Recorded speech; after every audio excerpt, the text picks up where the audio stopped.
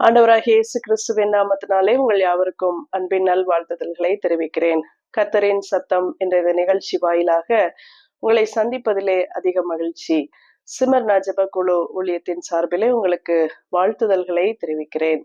இப்பொழுதும் கூட நாம் தியானிக்கவிருக்கிற வார்த்தை பவுல் அப்போஸ்தலன் ரோமருக்கு எழுதின நிருபத்திலே 4வது நிருபத்தில் 21வது வசனத்தை அடிப்படையாக கொண்டு நாம் தியானிக்கவிருக்கிறோம். தேவன் வாக்குத்தத்தம் பண்ணினதை நிறைவேற்ற வல்லவராய் இருக்கிறார் என்று முழு நிச்சயமாய் நம்பி தேவனை மகிமைப்படுத்தி விசுவாசத்தில் வல்லவனானான் என்று சொல்லி ஆபிரகாமை குறித்து எழுதப்பட்டிருப்பதை பார்க்கலாம். இந்த குறிப்பிட்ட வசனத்துக்கு முன்னால் வசனம் 17 24 வரை ஆபிரகாமை குறித்து குறிப்பிடப்பட்டிருப்பதை நாம் பார்க்கிறோம். ஆதியாகமம் புத்தகத்திலே நாம் வாசிக்கும் போது ஆபிரகாமை அவனுடைய ஜனத்திலிருந்து ஆண்டவர் தனி ஒருவனாக அழைக்கிறார். ஆண்டவரது அழைப்பை புரிந்து கொண்ட அவன் தன்னுடைய மனைவியோடு கூட ஆண்டவர் காட்டுகிற இடத்திற்கு அவன் நடந்து செல்வதை நாம் பார்க்கிறோம். உன்னுடைய சந்ததிக்கு இந்த பூமியை தருவேன் என்று சொல்லி ஆண்டவர் வாக்கு பண்ணுகிறார். ஆண்டவர் வாக்கு பண்ணும்போது அதற்கான வாய்ப்புகள் அங்கு இல்லை. காலங்கள் ஓடுகிறது, நிறைய மாற்றங்கள் நடக்கிறது, இவருக்கு வயது ஆகிறது, சுற்றிலும் என்னென்னவோ நடக்கிறது. ஆனால் இவருக்கு குழந்தை இல்லை. ஆனால் ஆண்டவர் வாக்கு பண்ணினவர், அவர் சொன்ன அந்த வார்த்தை மாறாத ஒன்றாக இருக்கிறது என்பதை இவர் நம்பினபடியினால் தொடர்ந்து அவர் விசுவாசத்திலே தன்னை உறுதிப்படுத்தி கொண்டே வந்ததை நாம் பார்க்கிறோம். ஒருவேளை ஆபிரகாமின் விசுவாசத்தை குறித்து, ஆபிரகாமை ஆண்டவர் தெரிந்தெடுத்து ஆசீர்வதித்ததை குறித்து பல விதங்களிலே பல செய்திகளை நாம் இதுவரை கேட்டிருப்போம். ஆனால் இன்று ஆண்டவர் நம்மோடு கூட பிரத்யட்சமாய் விசுவாசத்தை குறித்து பேச விரும்புகிறார் என்பதை நான் திட்டமாய் அறிந்திருக்கிறேன். 18வது வசனம் இப்படியாக சொல்கிறது, உன் சந்ததி இவ்வளவாய் இருக்கும் என்று சொல்லப்பட்டபடியே ஜாதிகளுக்கு தகப்பனாவதை நம்புகிறதற்கு ஏதுவில்லாதிருந்தும் அதை நம்பிக்கையோட விசுவாசித்தான். அதை நம்புவதற்கு வாய்ப்பே இல்லை. ஏதுவில்லாத போது என்றால் அங்கு நம்புவதற்கான சாத்தியக்கூறுகள் எதுவுமே இல்லை என்பதுதான் பொருள். உன்னை நான் அநேக ஜாதிகளுக்கு தகப்பனாக்குவேன் என்று ஆண்டவர் பேசி இருக்கிறார். அநேக ஜாதிகள் உன்னிலிருந்து புறப்படுவார்கள், நீ அநேக ஜாதிகளுக்கு தகப்பனாவாய் என்று சொல்கிற வார்த்தையை நம்புவதற்கு அங்கு வாய்ப்பே இல்லை. ஏதுகரணங்கள் எதுவுமே இல்லை. ஆனாலும் அவன் அந்த வார்த்தை இப்படி முடிகிறது, அதை நம்பிக்கையோட விசுவாசித்தான். even though there is no chances, அங்கு பாசிபிலிட்டிஸே இல்ல, நடப்பதற்கான வாய்ப்புகளே இல்லை. ஆனாலும் அவன் நம்பிக்கையோட விசுவாசித்தான் என்று சொல்லி நாம் பார்க்கிறோம். நம்பிக்கையோட அவன் விசுவாசித்தான். விசுவாசத்தை குறித்து எபிரேயர் 11:1 இந்த விசுவாசத்திற்கான டெஃபினிஷன், ஒரு வரையறையை கொடுப்பதை பார்க்கிறோம். விசுவாசமானது நம்பப்படுகிறவைகளின் உறுதியும் காணப்படாதவைகளின் நிச்சயமாயிருக்கிறது. நான் சில காரியங்களை நம்புகிறேன், அதை உறுதியாய் பற்றி கொள்கிறேன், அதை நான் ரொம்ப ஸ்ட்ராங்கா பிலீவ் பண்றேன். சிலவற்றை நான் காணவே இல்லை, அது எப்பொழுது நடக்கும் என்று தெரியாது, அது எப்படி இருக்கும் என்று தெரியாது. ஆனாலும் காணப்படாதவைகளின் நிச்சயமுமாய் இருக்கிறது. இதுதான் விசுவாசம். குழந்தையை நான் காணவில்லை, குழந்தை உண்டாகுமா தெரியவில்லை, ஆனாலும் அது நிச்சயம் என்று நம்புவதுதான் விசுவாசம்.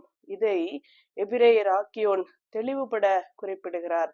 இந்த ஒரு விசுவாசத்தை தான் நம்புவதற்கு ஏதுவில்லாத போதும் அவன் நம்பினான் என்று சொல்லி நாம் வசனம் 18 வாசிக்கிறோம். நம்பிக்கையோட விசுவாசித்தல், ஃபெய்த். அந்த விசுவாசத்திலே பிலீவிங் இன் ஃபெய்த், நம்பிக்கையோடு கூட அவன் அதை விசுவாசித்தான். ஏன் அவன் விசுவாசிக்கிறான்? தான் விசுவாசிப்பவர் இன்னார் என்று அவன் அறிந்திருந்தான்.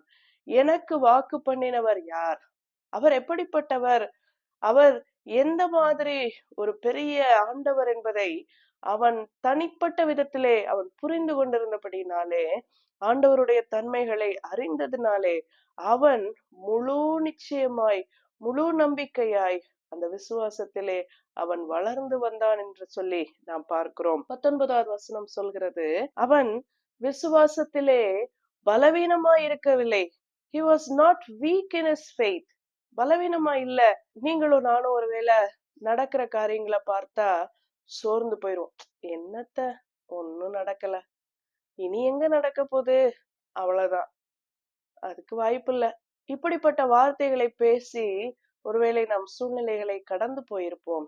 ஆனால் ஆபிரகாம் செய்தது என்ன? 19வது வசனம் சொல்கிறது, அவன் விசுவாசத்திலே பலவீனமாய் இருக்கவில்லை. அவன் பலவீனமாய் இருக்கவில்லை என்றால் அவன் பலமாய் இருந்தான் என்பதுதான் பொருள். He was strong in his faith. அவன் உறுதியா இருந்தான், ஸ்ட்ராங்கா இருந்தான்.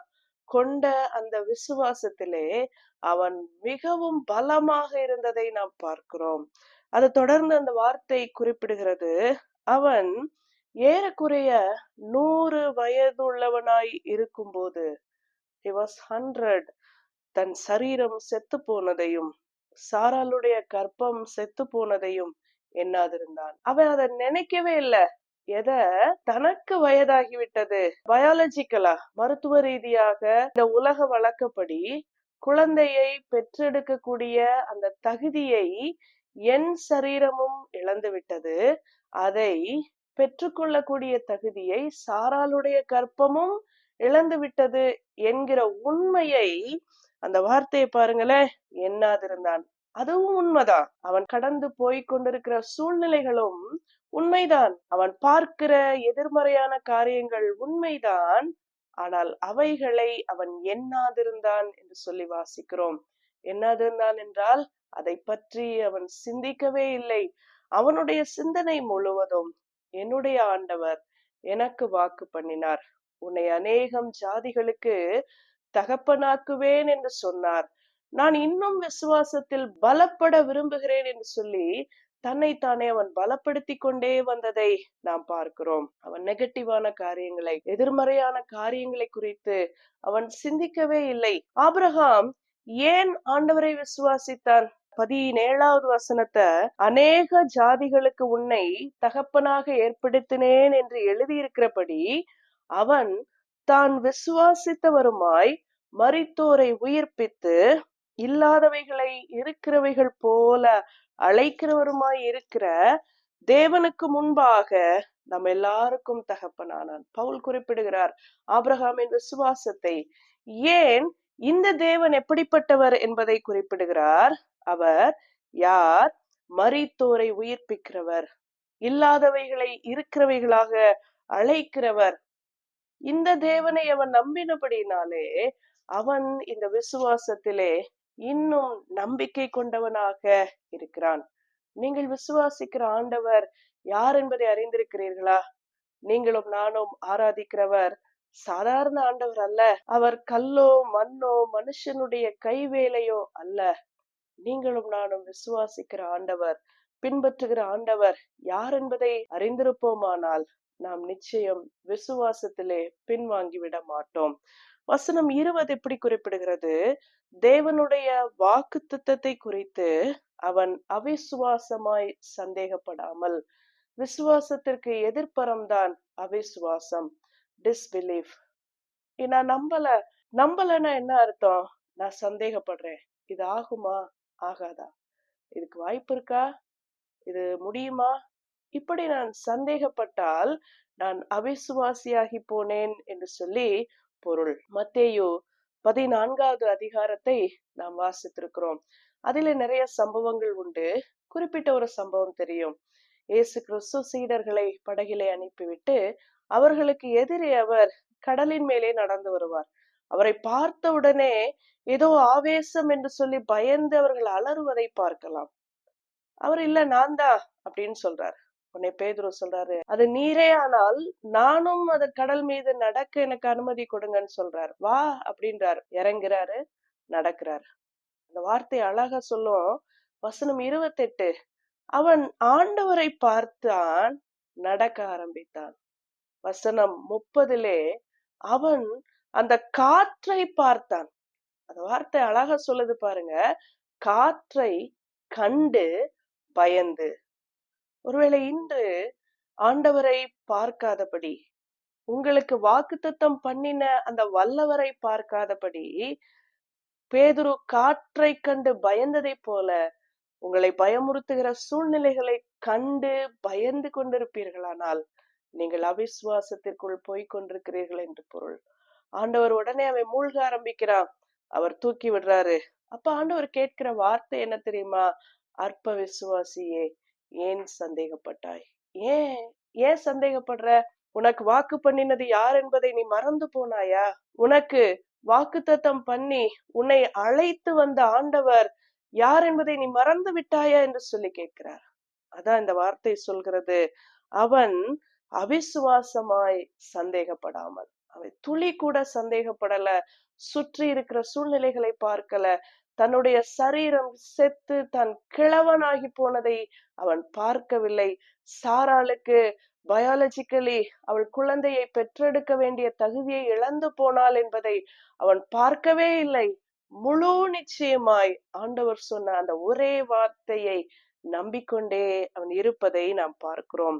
அடுத்த வார்த்தை 21 சொல்கிறது, தேவன் வாக்குத்தத்தம் பண்ணினதை நிறைவேற்ற வல்லவராய் இருக்கிறார் என்று முழு நிச்சயமாய் நம்பி தேவனை மகிமைப்படுத்தி விசுவாசத்தில் வல்லவனானான்.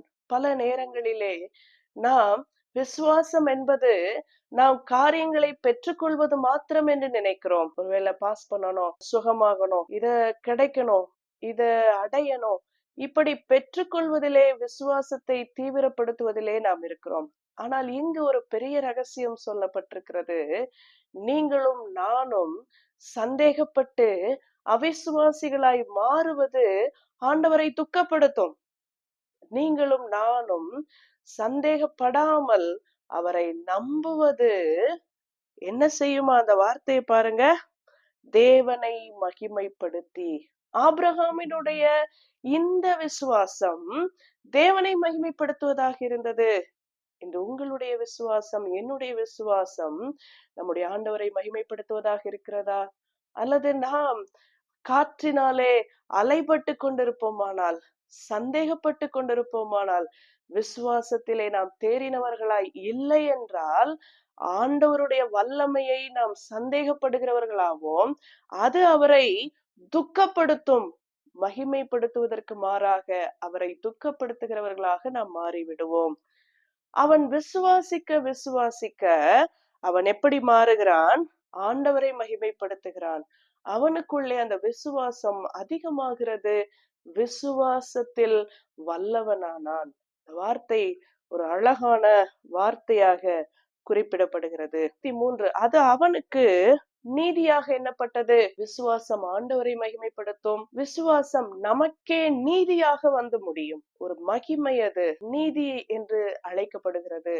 நீங்க இன்று விசுவாசிக்கிறீர்களா? இந்த விசுவாசத்தை ஆண்டவர் கனப்படுத்துகிறவராக இருக்கிறார். ஒருவேளை மாய்மாலமா சில வார்த்தைகளை பொய்யா சொல்லி நான் பிரசங்கிக்க இங்கு வரவில்லை. மாறாக ஆண்டவர் உங்களோட திட்டமாய் பேசுவதை நான் உணர்ந்து கொண்டு இதை சொல்கிறேன். நீங்கள் விசுவாசிக்கிறீர்களானால் அது அவருக்கு மகிமையாக மாறுகிறது. அது உங்களுக்கு நீதியாக மாறுகிறது. நான் என்னையும் இந்த விசுவாசத்திற்குள்ளே அதிகமாய் வளர்க்க, நான் வல்லவனாக மாற என்னை ஒப்பு கொடுக்கிறேன். இந்த வார்த்தையை பிரசங்கிக்கும் போது நமக்கே அது நீதியாக முடிகிறது. இந்த நீதி நமக்கு அற்புதங்களை கொண்டு வரக்கூடியதாக இருக்கிறது. 24வது வசனம் சொல்கிறது, நம்முடைய கர்த்தராகிய இயேசுவை மரித்தோரிலிருந்து எழுப்பினவரை விசுவாசிக்கிற நமக்கும் அது அப்படியே எண்ணப்படும். ஆபிரகாம் விசுவாசித்ததினாலே அவன் வெற்றி பெற்றான், அவன் பெற்றுக்கொண்டான் என்பதல்ல, அதை வாசிக்கிற, அதை பார்க்கிற, அதிலிருந்து பாடம் கற்றுக்கொள்ளுகிற நாம் ஆண்டவரை விசுவாசிக்கும் போது 24வது வசனம் சொல்கிறது, மரித்தோரிலிருந்து அவரை எழுப்பின அவரை விசுவாசிக்கிற நமக்கும் அப்படியே எண்ணப்படும். ஆபிரகாமுக்கு நடந்த ஆசீர்வாதங்கள், ஆபிரகாமின் வாழ்க்கையிலே இயற்கைக்கு மாறான ஒரு பெரிய ஆசீர்வாதம், ஒரு பெரிய அற்புதம். இதன் அடிப்படை என்ன? தான் விசுவாசிக்கிறவர் இன்னார் என்று அவன் அறிந்தபடியினாலே விசுவாசிக்கிறான். விசுவாசித்தான், அது ஆண்டவருக்கு மகிமையானது, அவனுக்கு அது நீதியானது. இன்று யாரெல்லாம் இயேசு கிறிஸ்து உயிரோடு எழும்பினார் என்று நம்புகிறோமோ? நீங்களும் நம்புறீங்க, நானும் நம்புறேன். அப்ப நம்மகிட்ட விசுவாசம் இருக்கா? இன்று நம்முடைய விசுவாசத்திற்கான ஒரு பரீட்சை தான் இது. நீங்கள் எதிர்பார்த்திருக்கிற காரியங்கள் அல்லது போராடி கொண்டிருக்கிற காரியங்கள், தோற்று விடுவோமோ என்று அஞ்சுகிற காரியங்கள், கிடைக்கவே கிடைக்காது போலயே என்று பதறுகிற காரியங்களை குறித்து இன்று உங்கள் விசுவாசத்தை மறுபரிசீலனை செய்து சீர்தூக்கி பாருங்கள். நான் எங்கு தவறி இருக்கிறேன்? ஆண்டவரே, ஒருவேளை நான் அவிசுவாசப்பட்டு சந்தேகப்பட்டு உம்மை நான் மகிமைப்படுத்தாதபடி துக்கப்படுத்தி விட்டேனே என்று சொல்லி மனம் வருந்தி ஆண்டவரிடம் பேசுங்கள். ஒரு வார்த்தையை உங்களுக்கு அவர் தந்திருப்பாரானால் அவர் அதிலே உறுதியாயிருக்கிறார். உங்களுக்கு வாக்கு பண்ணினவர் சாதாரண ஆண்டவர் அல்ல. அவர் வானத்தையும் பூமியையும் சிருஷ்டித்தவர், இல்லாதவைகளை இருக்கிறவைகள் போல அழைக்கிறவர், உயிரோடு எழுப்புகிற ஆண்டவர். செத்து போன சரீரத்தை உயிர்ப்பிக்க முடியும். செத்து போன கற்பத்துக்கு உயிர் கொடுக்க ஆண்டவரால் முடியுமானால் நம் வாழ்க்கையிலே நாம் போராடி கொண்டிருக்கிறவைகளிலே மாற்றத்தையும் விடுதலையும் ஆண்டவரால் தர முடியும். யாரெல்லாம் விசுவாசிக்கிறோம்? இன்று ஆபிரகாமனுடைய விசுவாசம் நம்மோடு பேசுகிறது, நமக்கு கற்று தருகிறது. நாம் விசுவாசிக்கிறவர் யார் என்று புரிந்திருப்போமானால் அவரை சந்தேகப்பட மாட்டோம். செபிப்போமா? கிருபையுள்ள நல்ல ஆண்டவரே, ஆபிரகாம் விசுவாசத்திலே வல்லவனானான் என்று சொல்லி பார்க்கிறோம். தாம் விசுவாசிக்கிறவர் இன்னார் என்று அறிந்திருந்தான் என்று பார்க்கிறோம். அவரை அறிந்ததினாலே அவன் விசுவாசத்தில் வல்லவனானான். நாங்களும் இந்த சூழ்நிலைகளை பார்க்காதபடி பேதுரு போல அந்த காற்றை கண்டு பயந்து மூழ்கியதை போல இல்லாதபடி, எதையும் பார்க்காமல், எதை குறித்தும் பயப்படாமல், உம்முடைய வார்த்தையை மாத்திரம் சிந்திக்க, நீ எங்களுக்கு சொன்னதை செய்வீர் என்ற விசுவாசத்திலே தொடர்ந்து முன்னேற உதவி செய்யுங்க. பயமுறுத்துகிற கலங்கடிக்கிற காரியங்கள் எல்லாம் ஒன்றுமில்லாமல் போகட்டும். இதை பார்க்கிற கேட்கிற ஒவ்வொருவருடைய வாழ்க்கையிலும் நீர் அற்புதங்களை செய்வீராக. இயேசுவின் நாமத்தில் ஜெபிக்கிறோம் நல்ல பிதாவே, ஆமென்.